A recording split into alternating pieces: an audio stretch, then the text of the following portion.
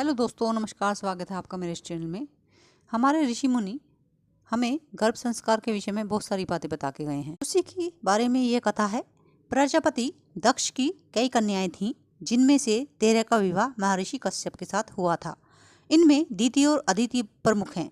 अदिति के पुत्र आदित्य कहलाए, जिनमें इंद्र देवताओं के राजा हैं, तथा दीति के पुत्र दैत्य थे। दीति को इंद्र से ईर्ष्या थी। वह चाहती थी कि उसे इंद्र का वध करने वाला एक पुत्र हो।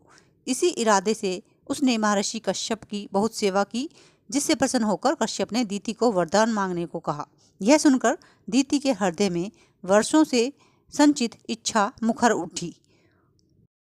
दीति ने ऋषि कश्यप से कहा कि मैं ऐसा पुत्र चाहती हूँ जो इंद्र का वध करने में समर्थ हो, जिसका पराक्रम और आत्मबल अनुपम हो और जो देवताओं का संगरक्षक बने। महर्षि कश्यप कुछ क्षण मौन रहे, फिर कोमल किंतु गंभीर स्वर में बोले, शुभ है, तुम्हारी इच्छा पूरी होगी। मैं तुम्हें ऐसा तेजस्वी पुत्र प्रदान करूंगा। दीति ने महर्षि आवस्तंभ को बुलाकर अपने पुत्रेष्टि यज्ञ का अनुष्ठान कराया।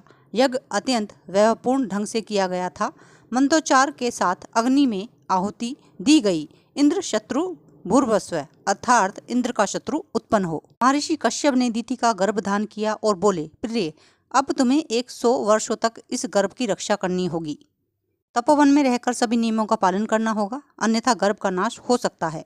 दीति ने नियम के विषय में पूछा तो महर्षि कश्यप ने उसे विस्तार से समझाया कि गर्भवती स्त्री को संध्या के समय भोजन नहीं करना चाहिए, उसे वृक्ष की जड़ पर नहीं बैठना चाहिए और न ही उसके पास जाना चाहिए।